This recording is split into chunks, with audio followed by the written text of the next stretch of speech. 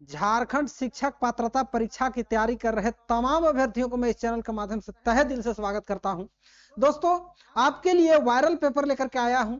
ये मैथ का viral paper है। ये यदि आप वीडियो देख लिए तो आपका यहां से प्रश्न 100% जो है जेटेट परीक्षा में लड़ेगा ही लड़ेगा, और बिल्कुल आप देखिएगा यहां पर अंत तक बने रह करके, ठीक है। यदि आप मेरे चैनल पर पहली बार विजिट किए हैं तो दोस्तों चैनल को सब्सक्राइब कर लीजिएगा। और एक न्यूज भी है कि आज का कैबिनेट में आपका जेटेट नियमावली को लेकर के स्वीकृति मिलना है, ठीक है। और 100% स्वीकृति जो है आज का जेटेट जो नियमावली बना है वो कैबिनेट में मिलेगा ही मिलेगा, ठीक है। तो आप लोग तैयार हो जाइए अब तैयारी करने के लिए। दोस्तों, एक बात है कि जिस तरह से गर्म पानी को फूंक करके पीना पड़ता है, उसी तरह से अधिक ठंडा पानी को रुक करके पिया जाता है। इस बात पर गौर कीजिएगा।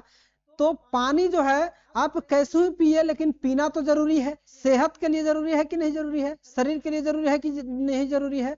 तो उसी तरह से आप लोगों को लेट तो लेट सही, लेकिन पढ़ना जरूरी है, ठीक है। पढ़ना जरूरी है दोस्तों। अब जो है जेटेट का आपका फाइनली मार्च में एग्जाम होना ही होना है। तो आप तैयार हो जाइए, कमर कस लीजिए और अभी से तैयारी में लग जाइए। चलिए हम लोग उन वायरल पेपर को देखते हैं कि कौन सा हमारा क्वेश्चन वायरल है और ये प्रश्न पूछे जा सकते हैं। ये प्रश्न जो आप देख रहे हैं आपका जेटेट 2016 में और 2013 से उठाया गया है। प्रीवियस ईयर का प्रश्न है, तो आप जरूर देखेंगे। देखिए 12, 17, 12, 24, 24, 12, 17, 13 का बहुलक क्या है। बहुलक पूछा जा रहा है दोस्तों। बहुलक मतलब जो सबसे ज्यादा बार आ रहा है, ठीक है। सबसे ज्यादा बार कौन आ रहा है? 12। 12 कितनी बार है? 12 देख रहे हैं आप, 1 2 1 की यहाँ पर है 3, ठीक है, 3 बार। इसके बाद 17 के बारे में देखा जाए तो 17 एक और एक यहाँ पर है 2 बार है, ठीक है। इसके बाद 24 कितनी बार है? तो 24 1 और 1 2 बार है, ठीक है। 13 कितनी बार है दोस्तों? 13 1 ही बार है। तो सबसे ज्यादा बार कौन आया है? 12 आया है, 3 बार, ठीक है। यानी कि बहुलक कितना हो जाएगा आपका? 12 हो जाएगा। ऑप्शन आपका यहाँ पर कौन सा? बी के साथ करेक्ट आंसर जाएगा दोस्तों, ठीक है। चलिए प्रश्न करते हैं। सेकंड नंबर आपका स्क्रीन पे प्रश्न है कि 6, 12, 10, 15, 14 का माध्यक क्या होगा। दोस्तों, माध्यक कैसे निकालेंगे हम लोग, ठीक है, सोचनीय बात है। देखिए माध्यक जो है उसको कैसे निकालते हैं। यहाँ पर 6 है, इसको 12 है, इसके बाद 15 है, इसके बाद 14 है। तो इसको सबसे पहले हम लोग आरोही क्रम या अवरोही क्रम में सजाते हैं दोस्तों। तो सजाइएगा इसको। सबसे छोटा 6 है, आरोही क्रम में सजा लेते हैं, ठीक है। 6 के बाद 10, 10 के बाद आपका हो जाएगा 12, 12 के बाद 14, 14 के बाद 15 लिखेंगे, ठीक है। अब हम लोग माध्यक कैसे निकालेंगे? इधर से 2 और इधर से 2 छोड़ते जाइए, ठीक है। इधर से बीच में बचा 12, ठीक है। तो 12 जो है ये बीच वाला संख्या है, यही हमारा माध्यका हो जाएगा। ऑप्शन बी के साथ आपका आंसर जाएगा दोस्तों। अब दिमाग में चल रहा होगा कि सर बीच में अगर 2 बच जाए तब, इधर से मान लीजिए हम लोग 2 ले लिए, इधर से भी 2 ले लिए, बीच में और कोई संख्या मान लीजिए यहाँ पर 13 है, तो 2 संख्या बच जाता, तब कैसे निकालते हैं हम लोग? दोस्तों यहाँ पर इसका तरीका होता है कि 2 जो बीच में जो संख्या बच रहा है उसको उठा करके दोनों को ऐड कर लेना है, 2 से भाग कर देना है। वो जो आएगा वही आपका क्या हो जाएगा? माध्यक हो जाएगा, ठीक है। माध्यक हो जाएगा यानी कि 12.5 हो जाएगा, ठीक है। 12.5 हो जाएगा। क्यों? क्योंकि 13, 12, 25, 25 को आधा करिएगा तो 12.5 यानी कि 12.5 आपका करेक्ट आंसर हो जाएगा दोस्तों, ठीक है। तो बहुत कुछ आपको इस वीडियो में सीखने के लिए भी मिलेगा। चलिए प्रश्न करते हैं नेक्स्ट। 3 नंबर आपका स्क्रीन पे कहता है कि 20, 30 का वर्ग चिन्ह क्या होगा। दोस्तों 20 से 30 का वर्ग चिन्ह क्या होगा? वर्ग चिन्ह निकालना है। यहाँ पर ध्यान दीजिएगा, 20 और प्लस 30 कर दीजिए वर्ग चिन्ह, तो 2 से भाग मार दीजिएगा। इसको ऐड कर दीजिए, कितना आएगा दोस्तों? ये 50 आ गया, और 50 को आधा कर दीजिएगा तो आपका 25 करेक्ट आंसर होगा, जो कि ऑप्शन बी में दिया गया है, ठीक है। चलिए प्रश्न करते हैं नेक्स्ट। देखिए इसमें आपको पूछा जा रहा है कि निम्न सीमाएं क्या है। देखिए इसको बोलते हैं निम्न सीमा और इसको बोलते हैं ऊपरी सीमा। तो निम्न सीमा की बात बोला जा रहा है, तो 20 आपका करेक्ट आंसर होगा, जो कि आपका ऑप्शन नंबर सी के साथ आंसर जाएगा दोस्तों, ठीक है। चलिए प्रश्न करते हैं नेक्स्ट। प्रश्न है कि 20, 30 का वर्ग माप। देखिए दोस्तों वर्ग माप जब भी पूछा जाएगा तो यहाँ पर कीजिएगा क्या कि ऊपरी सीमा माइनस निम्न सीमा कर दीजिएगा, आपका आंसर आ जाएगा। ऊपरी सीमा 30 है, निम्न सीमा 20 है, अंतर आपका कितना रहा है? 10 का, यानी कि वर्ग माप आपका 10 हो जाएगा। ऑप्शन ए के साथ आंसर जाएगा। ठीक है दोस्तों, देर न करते हुए क्लास फटाफट करते हैं हम लोग क्वेश्चनों को। देखिए इसमें आप देख रहे हैं सबसे छोटी भाज्य संख्या। दोस्तों मजा आ रहा है क्लास में तो आप चैनल को सब्सक्राइब कर लीजिएगा और इस वीडियो को अपने दोस्तों तक जरूर शेयर कीजिएगा और एक लाइक कम से कम कीजिएगा। लाइक से मुझे मोटिवेशन मिलता है, एक ऊर्जा आता है और ऊर्जा भरी वीडियो मैं आप लोगों के लिए लेकर के आता हूं। देखिए सबसे छोटी भाज्य संख्या क्या है? सबसे छोटी भाज्य संख्या क्या है दोस्तों? एक अभाज्य संख्या है, सह अभाज्य है, 2 4, यहां पर आप देख रहे होंगे 4 4 ही एक ऐसा संख्या है जो सबसे छोटी भाज्य संख्या है। 2 तो आपका भाज्य है, ठीक है, हमको अभाज्य भाज्य पूछा जा रहा था, ये तो अभाज्य है।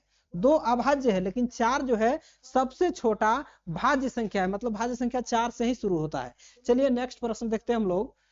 नेक्स्ट प्रश्न आपका ये रहा, सबसे छोटी अभाज्य संख्या। दोस्तों सबसे छोटी अभाज्य संख्या कौन सा होता है? 2 होता है, 1 नहीं होता है, एक सह अभाज्य होता है। आपका 2 जो होता है ये अभाज्य संख्या, सबसे छोटी अभाज्य संख्या, क्योंकि अभाज्य संख्या 2 से ही शुरू होता है दोस्तों। ठीक है चलिए प्रश्न करते हैं नेक्स्ट। सबसे छोटी पूर्ण संख्या। दोस्तों पूर्ण संख्या की बात बोला जा रहा है तो यहाँ पर पूर्ण संख्या हम लोग देख लेंगे। पूर्ण संख्या जो होता है वो 0 से शुरू होता है, 0 1 2 3 4 5 इस तरह से आपका बढ़ते जाएगा, यानी कि सबसे छोटा यहाँ पर कौन हो जाएगा? 0 हो जाएगा। तो 0 ऑप्शन सी में दिया गया है दोस्तों। ठीक है, और सबसे छोटी प्राकृत संख्या पूछता तो आपका आंसर 1 होता। इसके बाद देखिए प्रश्न है आपका कि निम्न में अपरिमेय संख्या है। अपरिमेय संख्या किसको कहेंगे? जिसका वर्गमूल नहीं निकलता हो। जैसे ये क्या है? 9 है रूट के अंदर, इसका वर्गमूल 3 होता है, ये परिमेय हो गया। नीचे वाला 1 छिपा हुआ है, ऊपर p हो गया, नीचे q। परिमेय संख्या किसे कहते हैं? वैसी संख्या जिसे p/q के रूप में व्यक्त किया जा सकता है और जिसका वर्गमूल निकलता हो। तो ये आपका हो गया √9 जो है परिमेय संख्या है। अपरिमेय आपसे पूछा जा रहा है, अपरिमेय 2 है? नहीं। 0 है? नहीं। तो कौन सी संख्या है? कौन सी संख्या है? √5 जो है अपरिमेय होगा दोस्तों। √5 जो होगा यही अपरिमेय हो गया, क्योंकि 5 का वर्गमूल नहीं निकलता है, √5 का वर्गमूल नहीं निकलता है। चलिए ये देखिए आपका स्क्रीन पे प्रश्न संख्या 11 नंबर। -18 में 2 से भाग करना है। ठीक है, बड़ा सिंपल प्रश्न है। 2 9 18 यानी कि -9 करेक्ट आंसर होगा। -9 नहीं दिया गया है। चलिए ऑप्शन डी में आपका दिया होगा, देखिए यहाँ पर -9 दिया गया है, ऑप्शन डी ही आपका करेक्ट हो जाएगा दोस्तों। ठीक है चलिए इसके बाद प्रश्न है 10 नंबर। उल्टा फुल्टा थोड़ा सा सेटिंग हो गया है। 2 सह अभाज्य संख्या का मस। 2 सह अभाज्य दोस्तों, 2 सह अभाज्य का मस। सह अभाज्य मान लीजिए 29 और 31 है, अगर इसका मसा निकालेंगे तो क्या होगा दोस्तों? मसा निकालेंगे 29 से 31, 29 इकाई 29, यहाँ पर बचेगा 9 2 11 2, 2 से 29, यहाँ पर 2 इकाई 2, ये कटेगा, उतारेंगे 9, 2 चौके 8, 8 1 1 से 2 में 2 1 कम 2, यानी कि 1 आएगा। कितना आएगा? 1 आएगा। ऑप्शन आपका 1 के साथ चला जाएगा। इसके बाद प्रश्न करते हैं नेक्स्ट। दोस्तों प्रश्न है कि 24 के कुल गुणनखंडों की संख्या कितना है? दोस्तों गुणनखंडों की संख्या निकालना है तो कैसे निकालेंगे हम लोग? 24 इस तरह से लिख लेंगे, 2 से यहाँ पर कर देंगे 12 दूना 24, 2 से 6 दूना 12, 2 तिहाई 6 और 3 एकम 3। अब रही बात कि इसको लिखेंगे गुणनखंड के रूप में इस तरह से, 2 2 2 3 बार है, 1 3 है, 1 1 1, इसका पावर भी 1। देखिए 2 का घात 3 लिख सकते हैं कि नहीं? लिख सकते हैं कि नहीं? लिख सकते हैं। क्यों? क्योंकि आधार समान है तो पावर जुटता है। ठीक है, गुना में। इसके बाद 3 के पावर 1 है। देखिए अब इसको पावर से 1 बढ़ा करके आपस में गुना करना होता है। 2 का पावर 3 है तो 3 और 1 बढ़ा लेंगे 4, और इसको गुना करेंगे, 3 के पावर 1 है तो 1 में 1 जोड़ेंगे 2, यानी कि 4 दूना 8, यानी कि 24 के अभाज्य गुणनखंडों की संख्या कितना होगा? कुल गुणनखंडों की संख्या 8 होगा दोस्तों। ठीक है, करेक्ट आंसर ऑप्शन यहाँ पर आपका बी हो जाएगा। इसके बाद देखिए प्रश्न संख्या नेक्स्ट 13 नंबर आपका स्क्रीन पे कहता है कि 0.003 गुने 0.07 के गुणनफल क्या होगा? सबसे पहले अंक को गुना कीजिए, 70 21 हो गया। ठीक है, अब 0 यहाँ पर 2 अंक के बाद पॉइंट और यहाँ पर 3 अंक के बाद पॉइंट, 3 2 5 अंक के बाद पॉइंट लगाइए। इसमें 2 अंक है और 3 अंक और 0 ले लीजिए, 1 पॉइंट लगा दीजिए, यही आपका करेक्ट आंसर, यानी कि 0.003 बार इसके बाद 21। ऑप्शन सी के साथ आपका आंसर चला जाएगा दोस्तों। ठीक है, ऑप्शन सी के साथ आपका आंसर चला जाएगा, करेक्ट आंसर। इसके बाद प्रश्न देखिए आपका स्क्रीन पे, प्रश्न कहता है कि 0.003 बार, इसके बाद 729 का घनमूल क्या होगा दोस्तों, घनमूल पूछा जा रहा है, 0.000729 है, ठीक है, इसका घनमूल, घनमूल मतलब यहाँ इसका करनी में 3 रहेगा, ठीक है। अब देखिए करनी में 3 का मतलब कि 3 का जोड़ा लगाएंगे, तो यहाँ पर देखिए अंदर में आप देख रहे होंगे इधर 3 का जोड़ा है, इधर भी 3 का जोड़ा है, ठीक है।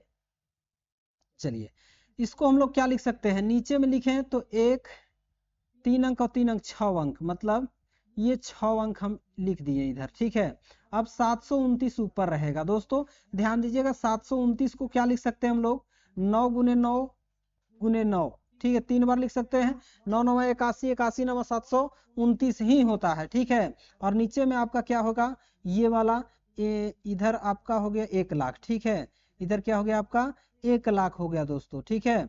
अब देखिएगा इधर इसका एलसीएम सॉरी हम लोग घनमूल निकालेंगे, तो कैसे निकालेंगे दोस्तों, 9 9 3 बार है, 9 9 3 बार है, इसके बाद नीचे में इसको क्या लिख सकते हैं हम लोग, इसको अगर हम लोग नीचे में लिखें तो 10 गुने 10, 10 दहा के 100, और 100 गुने 100 कीजिएगा तो 10,000, और 10,000 गुने 100 कीजिएगा तो 1 लाख हो जाएगा, 2 जीरो 2 4 जीरो 2 6 जीरो, लेकिन यहाँ पर आपका देख रहे हैं कि 5 ही जीरो है, ठीक है, 5 ही जीरो है ना, तब हम लोग को कैसे करना होगा, 3 3 6, यहाँ पर देखिए इसमें 3 अंक 1 पर 6 जीरो, तो 5 जीरो है ना, इसमें 1 जीरो और लेना होगा, समझ गए। अब आपका 6 जीरो हो जाएगा, ऊपर में 9 9 3 गो है, एगो बाहर आएगा, 100 100 3 गो है, एगो बाहर आएगा, ठीक है, यानी कि 100, 9 में जब 100 से भाग कीजिएगा, 2 गो जीरो है, 2 अंक के बाद पॉइंट लग जाएगा, 0.09 करेक्ट आंसर होगा, 0.09 ऑप्शन बी के साथ आपका आंसर चला जाएगा दोस्तों, ठीक है। इसके बाद का प्रश्न कर लेते हैं हम लोग नेक्स्ट, ये रहा स्क्रीन पे दोस्तों, प्रश्न है कि प्रथम, ध्यान दीजिएगा, प्रथम 10 प्राकृत संख्याओं का माध्य क्या होगा दोस्तों, प्राकृत संख्या का माध्य पूछा जा रहा है, माध्य मतलब क्या होता है, माध्य मतलब औसत, और औसत मतलब सभी राशियों का योग बटे कुल राशियों की संख्या होता है, इस बात को याद रखिएगा। तो यहाँ पर प्राकृत संख्या का माध्य, प्रथम 10 प्राकृत, प्रथम 1 2 3 4 5 6 7 8 9 और 10, यही प्रथम हो गया, सबका योग 10, टोटल 10 संख्या है, 10 से भाग कर देंगे, इसको ऐड कर दीजिएगा, 1 2 3 3 3 6 6 4 10 10 5 15 15 6 21 21 7 28 28 और 8 इकाई 28 और 8 कितना होता है 34, 34 और 9 43, 43 और 10 53, गलत जोड़ दिए, देखिए यहाँ पर कैसे गलत हुआ, यहाँ पर फिर से लेते हैं, 9 और 1 10 10 10 20, 8 और 2 10 30, 30 और 7 3 10 40, 40 और 10 50, 50 और 5 55 होगा, ठीक है, ऐड करने में गलत हो गया था, इसको भाग कर दीजिएगा, 5.5 करेक्ट आंसर होगा, जो कि यहाँ पर ऑप्शन ए में दिया गया है दोस्तों, ठीक है। चलिए इसके बाद प्रश्न करते हैं नेक्स्ट, 16 नंबर प्रश्न है कि कमरे का आकार कैसा होता है दोस्तों, कमरा जो होता है वो घनाभाकार होता है या गोलाकार होता है या बेलनाकार होता है, तो घनाभाकार होता है, ठीक है, ऑप्शन आपका एक के साथ चला जाएगा। इसके बाद प्रश्न देखिए ना स्क्रीन पे, प्रश्न है दोस्तों कि किसी घन की भुजा तिगुनी कर दिया जाए तो आयतन क्या होगा दोस्तों, किसी घन की भुजा तिगुनी कर दिया जाए, बताइएगा, यहाँ पर घन की भुजा को 3 गुना करना है, जैसे घन का आयतन क्या होता है, एक ही होता है, लेकिन भुजा जब ए था, भुजा जब ए था तो इसका आयतन एक ही होगा, लेकिन मान लीजिए कि भुजा जो है इसका 3 गुना है, मतलब 3a है, तब इसका आयतन क्या होगा दोस्तों, ध्यान दीजिएगा, आयतन जो होगा वो भुजा का क्यूब होता है, मतलब 3a का क्यूब हो जाएगा, 3 3 के 9 होती है 27 a का क्यूब, यानी कि 27 गुना हो जाएगा, तो ऑप्शन सी के साथ आपका आंसर जाएगा। मैं उम्मीद करता हूं कि ये भी प्रश्न आप समझ गए होंगे। आइए देखते हैं प्रश्न नेक्स्ट, प्रश्न है आपका स्क्रीन पे, प्रश्न है कि 60 पैसे को रुपया में बदलें, 60 पैसा को रुपया में बदलें, देखिए 60 पैसा है, इसको रुपया में बदलने के लिए 100 से भाग करेंगे, क्योंकि 1 रुपया बराबर 100 पैसा होता है, जीरो से जीरो काट दीजिएगा, यहाँ 0.6 जो है रुपया में आ गया, यानी कि 0.6 रुपया, ऑप्शन सी के साथ आपका आंसर चला जाएगा, ठीक है। चलिए प्रश्न करते हैं नेक्स्ट, प्रश्न है कि 3/4 का प्रतिशत मान क्या होगा दोस्तों, 3/4 का प्रतिशत मान, देखिए प्रतिशत मान जो है इसको निकालना है, प्रतिशत में बदलने के लिए 100 से गुना करते हैं, ठीक है। अब इसको काट दीजिएगा, 25 चौके 100 और 25 दिया 75 आपका करेक्ट आंसर होगा, ठीक है। तो 75% कोई भी ऑप्शन नहीं है, 3/4, देखते हैं कहीं गलत तो नहीं हुआ है, 3/4 का प्रतिशत मान क्या होगा? तो 4 से 25 दिया 75, 25 चौके 100 और 25 दिया 75। 75 तो सही है, 75% यहाँ पर कोई भी नहीं है ऑप्शन, यानी कि गलत दिया गया है। ठीक है, गलत दिया गया है ऑप्शन। चलिए प्रश्न करते हैं नेक्स्ट। इसको देख लीजिए, यहाँ देखिए मोड के अंदर कोई संख्या दिया जाए, माइनस में रहे या प्लस में, बाहर आता है तो प्लस में ही हो जाता है। तो ये 6 प्लस में हो जाएगा, यहाँ प्लस का साइन है, 7 माइनस में है तो बाहर आएगा तो प्लस में होगा, यानी कि 6 7 13 ऑप्शन ए के साथ आपका आंसर चला जाएगा दोस्तों। ठीक है, मोड के अंदर संख्या माइनस में भी रहेगा तो बाहर आता है तो प्लस में ही होता है, और प्लस में रहेगा तो प्लस में तो होता ही है। चलिए इसको कीजिए। 120 का समपूरक, समपूरक जो होता है वो दो कोणों का योग जो है 180 होता है। इसमें से एक संख्या 120 दिया है कोण, और दूसरा कोण जो है 60 डिग्री हो जाएगा हमारा माइनस करने पर, मतलब ऑप्शन सी के साथ आंसर चला जाएगा। ठीक है, फटाफट बस यहीं तक आज का क्लास। आप लोगों के लिए ये क्लास बेहतरीन था, और ये जो भी मैंने क्वेश्चन कराया 2016 और 2013 में पूछे गए प्रश्न थे, और आप लोगों को अच्छा लगा तो इस चैनल को जरूर सब्सक्राइब कीजिएगा, सपोर्ट कीजिएगा, ताकि मैं आपके लिए लगातार इस चैनल पे वीडियो अपलोड करता रहूं। मिलते हैं नेक्स्ट वीडियो में, तब तक के लिए thanks for watching this video.